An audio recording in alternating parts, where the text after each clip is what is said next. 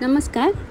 इथे मी शेगलाची पानं म्हणजेच मोसकाची पानं घेतलेले साफ करून ते स्वच्छ धुवून आता बारीक चिरून घेतलेले कढईमध्ये. त्यात भिजून ठेवलेली तुरीची डाळ आणि फणसाच्या आटल्या घालते. बारीक चिरलेला कांदा, हिरवी मिरची आणि पाणी घालून झाकण लावून भाजी शिजायला ठेवते. भाजीला वाफ आलेली आहे. भाजी मिक्स करून घेते आणि पुन्हा झाकण लावून शिजायला ठेवते. थोड्या वेळाने झाकण काढलेलं आहे. डाळ शिजलेली आहे आणि आटल्या पण शिजलेल्या आहेत. मिक्स करून घेते. ओलं खोबरं घालते, चवीप्रमाणे मीठ आणि थोडीशी साखर घालून भाजी मिक्स करून घेते आणि पुन्हा एकदा झाकण लावून वाफ काढून घेते. झाकण काढलेलं आहे. भाजीतलं पाणी आटलेलं आहे. शेगलाची पानांची भाजी तयार आहे. इथे भोपळ्याच्या वेलीची पानं घेतलेली आहेत 4. तशी एकावर एक ठेवून जाडसर भाग काढून टाकते आणि बारीक बारीक चिरून घेते. अशा प्रकारे भांड्यात काढून घेतलेले आहे. त्यात एक उभा चिरलेला कांदा, हिरवी मिरची, हिंग, लाल मिरची पावडर, हळद आणि चवीप्रमाणे मीठ घालून मिक्स करून घेते आणि थोड्या वेळासाठी बाजूला ठेवलेलं. कांद्यातनं पाणी सुटलेलं आहे. त्यात सफेद तीळ, बेसन आणि थोडंसं तांदळाचं पीठ घातलेलं आहे मी आणि मिक्स करून घेते. अशा प्रकारे भजीचं पीठ तयार झालेलं आहे. पॅनमध्ये तेल गरम करायला ठेवलेलं आहे. त्यात भोपळ्याच्या पानांची भजी तळून घेते. अशा प्रकारे 2 वेळा परतून कुरकुरीत होईपर्यंत तळून घेतलेली आहे. इथे शिराळे घेतलेले आहेत. त्याच्या शिरा काढून घेते आणि स्वच्छ धुवून भाजी कापून घेतलेली आहे. इथे कडवेवाल मोड काढून घेतलेले ते घालते. एक बटाटा घालते बारीक कापून. कुकरमध्ये तेल घेतलेले आहे.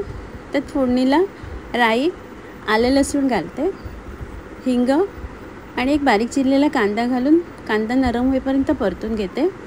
कढीपत्त्याची पानं घातलेली आहेत. एक टोमॅटो घालते. टोमॅटो नरम झाल्यावर लाल मसाला आणि हळद घालून मिक्स करून घेते. त्यात कापून ठेवलेली भाजी घालते आणि तेलावर परतून घेते.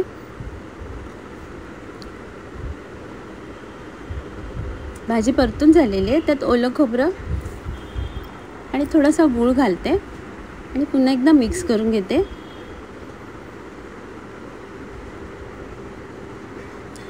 कोथिंबीर आणि चवीप्रमाणे मीठ घातलेलं. त्यात थोडंसं पाणी घालते आणि कुकरला झाकण लावून 2 शिट्या काढून घेते.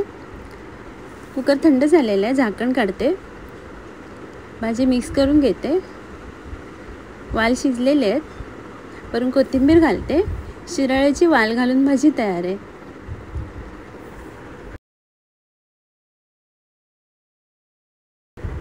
इथे नाचणी घेतलेली आहे. 7-8 तास भिजत घातलेली मी. ते मिक्सरमधनं त्याची पेस्ट करून घेते आणि गाळणीतनं गाळून घेते. अशा प्रकारे पुन्हा एकदा वाटून घेते थोडंसं पाणी घालून आणि गाळून घेते.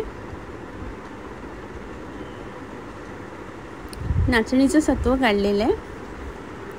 इथे ओलं खोबरं घेतलेलं आहे. त्यात पाणी घालून मिक्सरला बारीक करून घेते आणि गाळून घेते.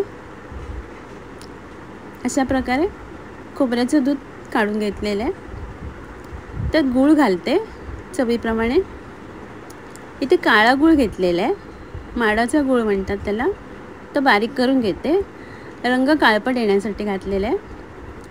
ते कढईत नाचणीचं सत्व आणि खोबऱ्याचं दूध गाळून घेते आणि सगळं एकत्र करून शिजून घेते. इथे भांड्याला तूप लावून घेतलेलं आहे. बाजूला ठेवते. नाचणीचं सत्व मिक्स करून शिजून घेते. किंचित मीठ घातलेलं आहे. जाडसर होईपर्यंत शिजून घेते. काजूचे तुकडे आणि तूप घातलेले आहे. पुन्हा एकदा शिजून घेते. मिश्रण घट्ट होत आलेलं आहे. आता तूप लावलेल्या भांड्यात काढून घेते.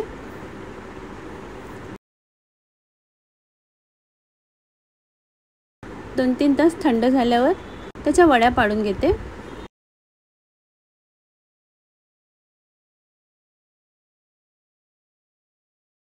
इथे एका वाटीत दही घेतलेले आहे. त्यात बेसन घालते आणि मिक्स करून घेते. बेसन मिक्स करून झालेले. आता पाणी घालून पातळ करून घेते.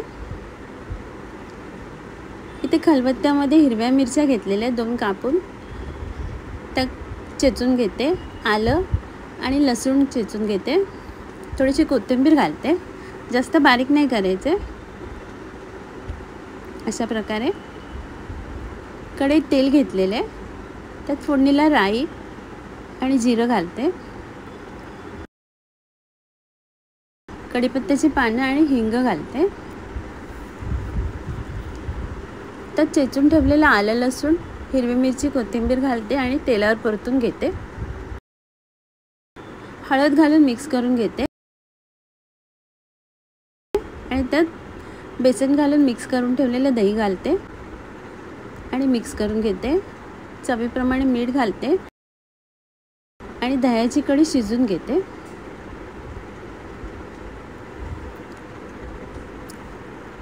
वरून कोथिंबीर घालते. दह्याच्या कढीला उकळी आलेली आहे. आता मी सर्व करते. आजचा व्हिडिओ पाहिल्याबद्दल खूप खूप धन्यवाद.